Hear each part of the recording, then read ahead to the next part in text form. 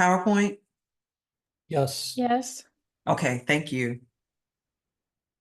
Let's face it, James, this family ain't Ozzie and Harriet. Such are the words spoken by Florida to her husband James after he scolds their children JJ, Thelma, and Michael for their disrespect of each other in the debut episode of the American television situation comedy Good Times. These words were to be so telling, immediately indicating the departure of the series from its precedents. February 8th, 2024 marked the 50th anniversary of the first episode of Good Times, which aired on the CBS network until August 1st, 1979. It was truly remarkable for its time because the series featured the first recurring intact Black nuclear family, the Evanses, on primetime television. In this paper, I argue that Good Times was a 70s television milestone because it also depicted groundbreaking representations of family, class, race, and gender. In other words, Good Times, through the vision and imagination of its white executive producer, Norman Lear, pushed and reimagined the boundaries of television and rendered different and expanded what television was capable of after the series went off the air. Reimagined boundaries included Good Times promoting the patriarchal nuclear family for the first time in a Black context, making visible its challenging social issues, showing the conflict between white middle-class family depictions and Black middle-class attitudes and values, celebrating Blackness and illuminating, making visible whiteness, and shifting depictions of women's roles within the family. To understand the originality and impact of Good Times, it is important for me first to present a brief overview of Black television sitcoms that aired before February 1974. I then perform a close reading of Florida's statement, "This family ain't Ozzie and Harriet," as a discursive, historical, and ideological reference point to explore the pioneering portrayals of gender, race, class, and family in Good Times. I close the presentation with a brief overview of the dialogue between Good Times and contemporary depictions of 21st century urban Black working class nuclear families from 1979 onwards, using the example of the Upshaws. Between 1948 and the winter of 1974, 8 sitcoms with African Americans in recurring starring roles appeared on the ABC, CBS, Dumont, and NBC networks. In the late 1940s, The Laytons. In the 1950s, The Beulah Show and Amos and Andy. In the late 1960s, Julia and The Bill Cosby Show. And in the early 1970s, Barefoot in the Park, Sanford and Son, and Rollout. Good Times was the mid-season replacement for Rollout. Each sitcom was unique, but 3 characteristics were shared. All featured a lead star who was African American but predominantly male, featured a type of Black television family, and were criticized for their failure to reflect, quote, real Black culture and identity, unquote. Yet, except for Amos and Andy and Sanford and Son, none of the series consisted of entire Black casts who appeared each week. 4 families like the Evanses were working class, but only the Evanses were a nuclear family. The predominant nuclear sitcom families in 50s television were white, middle class, and suburban, such as the Nelsons in The Adventures of Ozzie and Harriet, the Andersons in Father Knows Best, the Cleavers in Leave It to Beaver, and the Stones in The Donna Reed Show. The Evans family were like the Nelsons of The Adventures of Ozzie and Harriet in terms of their nuclear structure. In the conventions of 1970s TV world, a nuclear family consisted of a heterosexual married 2-parent couple with at least 1 child born to them, all living and eating in the same home. The Evans family consisted of the married couple and parents, Florida and James Evans Sr., and their 3 children, James Jr. or JJ, the oldest son and a talented painter, Thelma, the middle child and their only daughter, and Michael, the militant youngest son. Like the Nelsons, Andersons, Cleavers, and Stones, the Evans family participated in educating Black characters in the appropriate functioning of the patriarchal nuclear family to send a message about the model example of the Evans family and the enduring strength and value of the nuclear family structure. However, unlike the Nelsons, Andersons, Cleavers, and Stones, the Evans family faced difficulties such as limited employment opportunities, poorly maintained public housing, gun violence, busing Black children to schools in white neighborhoods, and preachers who exploit the poor. The Evans family was groundbreaking in positively rejecting previous sitcom representations of Black families. For 3 seasons, Florida and James were a Black happily married family with 3 children displaying love and mutual respect. While parenthood, motherhood, fatherhood, Black adolescence, and sibling relationships in Good Times represented a Black perspective, the Evanses' parenting norms and the children's dilemmas aligned with the dozens of white cast nuclear family sitcoms featured before Good Times. For example, Betty Anderson, the oldest child in Father Knows Best, contemplated marrying her boyfriend in the episode Vine-Covered Cottage, as did Thelma and Thelma's Young Man. The Evans family were not like the Andersons of Father Knows Best. They were working class, in fact, lower working class. The depictions of the Evans family thus conflicted with sitcom portrayals of the attitudes and values of both white middle class and Black middle class families. The Evans family may have presented a loving, intact family, but its financial precarity did not align with the financial security of the white cast sitcom families before it. Through its unstable economic base, through the husband's internal self-reliance to find job after job, and through the family's home and property, behaviors, attitudes, and episodes' narrative problems, the urban working class status of the Evans family was illustrated. The Evans home was a cramped two-bedroom urban high-rise apartment in a public housing project in Chicago, Illinois. Their sons, JJ and Michael, shared the pull-out sofa bed in the living room. The parents shared a bedroom, and Thelma had her own bedroom. There was one bathroom, a small kitchen, and a small dining area. The community laundry room was in the basement of the building, which was a 17-floor walk downstairs and back upstairs when the elevator was not working. The Evanses relied on public transportation or walking to move around the city for their work, school, church, and daily needs, such as groceries. The family dressed resourcefully. Florida was a proficient seamstress, making dresses for Thelma and doing other sewing tasks for the family.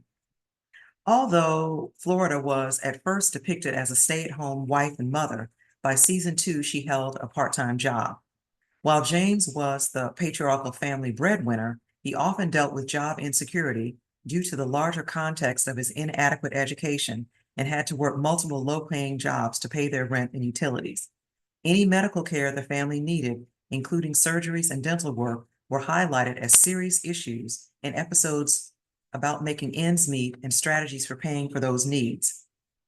The middle class was a favorite socioeconomic identity of white cast sitcom nuclear families before Good Times. However, when Black middle class families and Black middle class workers were featured in Good Times, they were presented as non-exemplary, problematic, or oppositional to the loving, empathetic, and caring Black working class Evans family.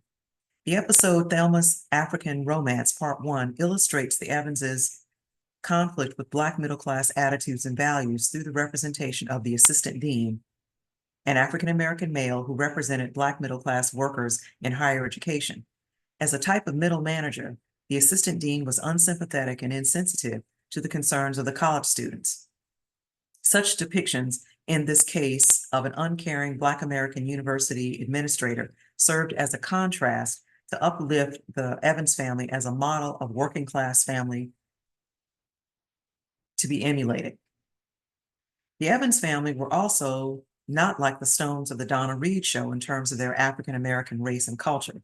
Good Times centered on a Black nuclear family, thereby making race an important premise of the series, and illuminated whiteness, revealing for the first time a Black sitcom its function in relationship to power and privilege. Good Times celebrated Blackness through its interpretation of Black repertoire and Black community relationships.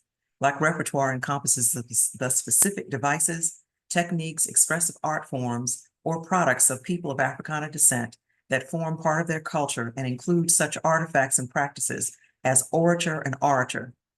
Blackness was defined by the Evans as language, dress, dance, music, religion, and interpersonal communication styles and patterns. As one example of the Black repertoire in Good Times, religion, the show broached the subject through both character and narrative. Its lead character and mother of the Evans family, Florida, was a devout Christian. Often Florida filtered her reactions and solutions to her family's challenges, opportunities, problems, and breakthroughs through her belief in God, such as in the episodes Black Jesus and Getting Up the Rent. Aspects of Black community and its distinctive experiences were represented in Good Times through the family's neighbor and Florida's best friend, Willona Woods, neighbors Wanda Williams and Ned the Wino, building superintendent Nathan Bookman, politician Alderman Fred C. Davis, policy racket boss Sweet Daddy Williams, and hustler peddler looting Lenny. In addition, Good Times expressed the Black community through ritual. The episode The Rent Party highlighted the role and importance of the rituals of music and meal gatherings in Black cultures as it displayed Black community in the projects. Even as Good Times celebrated Blackness, it made strides towards what Richard Dyer calls making whiteness strange. This is of significance because, as Dyer explains, whiteness exists as nothing at all, quote unquote, while people of color are distinctly marked as visibly and excessively racially identified. The Black characters in Good Times saw white people in certain practices and objects as white. The program illuminated whiteness by framing it as other and as oppressor. As other, whiteness was illuminated as wholly different from the Blackness of the African-American Evans family. As oppressor, whiteness was illuminated as an oppressive force endured by poor Black urban families. Whiteness was illuminated as an oppressive force with which the Evans family encountered in the episode Thelma's Scholarship. Whiteness is oppressive in this episode because Thelma and other African-American teenage girls were being set up to be used for what they could do for white organizations such as sororities and private schools, rather than these organizations and what those organizations could do for them, a common trope in white organizations in the 1970s. The Evans family were not like the Cleavers of Leave It to Beaver in terms of their marital dynamics. Good Times depicted a wife with equal authority in key aspects of family life. Florida Evans challenged the traditional dominance of the sitcom father by presenting an image of a mother who had equal authority in some situations. Evidence of her equal status was interwoven throughout episodes, but it was intermittent because of James Evans's role as husband and father that at times remained solidly patriarchal, such as in the episode Florida Goes to School, James told Florida that she could not attend night school to earn her GED. While James exerted Florida and authority and dominance over his children and his wife, Florida only exerted authority and dominance over her children. Thus, while there were moments when Florida spoke and made decisions as an equal to James and straightforwardly told him what was on her mind, there were other moments when she acquiesced to James's authority. Florida exhibited egalitarian authority in the episode Black Jesus, where she scolded James for talking, quote unquote, pure blasphemy. In 50s and 60s sitcoms, the husbands in white cast patriarchal nuclear families would typically be the only characters permitted to scold or direct their wives. Good Times shifted such depictions of women's roles within the family. Good Times opened a dialogue with the Black cast sitcoms that came after it. In the years following Good Times, the few Black working class sitcom nuclear families included You Take the Kids, Barbershop, Everybody Hates Chris, and most recently, the Upshaws. Of these, the Upshaws is of particular interest when compared to Good Times because the series implicitly and explicitly talks back to Good Times. It features a Black working class nuclear family living in Indianapolis, Indiana, and demonstrates both the progress and the regression regarding family, class, race, and gender that Black cast sitcoms and working class African Americans have made since Good Times. The Upshaws are Benny Upshaw Sr., Regina Upshaw, and their three children, Bernard Jr. or Bernard, Aaliyah, and Maya. Another important recurring character and member of the family is Lucretia, Regina's older sister. In two narrative twists to the typical televisual nuclear family, Bernard, who lives on his own, is gay and was born before Benny and Regina, high school sweethearts, married. Another twist is that Benny Sr. has a son born outside of his marriage to Regina. Calvin, Benny's son from his sexual relationship with Tasha Lewis, while he and Regina were on a quote-unquote break from their marriage, is the same age as Benny's daughter, Aaliyah. Whereas the Evans family in Good Times portrayed a family protagonist to be revered, the Upshaw family was not positioned to be a role model. Regina and Benny argued often, mouthed profanities at each other, and separated maritally during the first season of the series. The Upshaws challenges family stereotypes of the 70s TV world, responding to criticisms that questioned earlier sitcom expectations that the Black family complies with white conceptions of family life. Though the Evans and Upshaw families are both working class and live in the Midwest, they encountered significantly different circumstances regarding education, housing, transportation, medical insurance, and daily norms. For example, the Upshaws live in a single-family detached house in an urban neighborhood. Benny's an automotive mechanic who owns his own business, Benny's Garage. Regina is a chief administrator at a clinic in an underserved community. The Upshaw's socioeconomic class is hybrid or transitional because there is a modest level of upward mobility available to Regina. In closing, Good Times was a 70s television's milestone. It depicted groundbreaking representations of family, class, race, and gender. Reimagined Boundaries included Good Times promoting the patriarchal nuclear family in a Black context, making visible challenging social issues for Black Americans, showing the conflict between white middle-class depictions and Black middle-class attitudes and values, celebrating Blackness and illuminating whiteness, and shifting depictions of women's roles within the family. After 1979, Good Times has had an afterlife in the contemporary depictions of 21st century urban Black working class nuclear families. And last week, Netflix released a reboot of the Good Times series, which it is still out, the jury's out on how that series, that animated series, compares to the original Good Times of the 70s.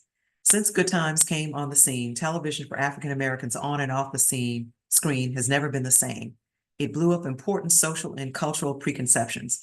I have one word to describe my delight in this fact, dynamite. Thank you. Thank you.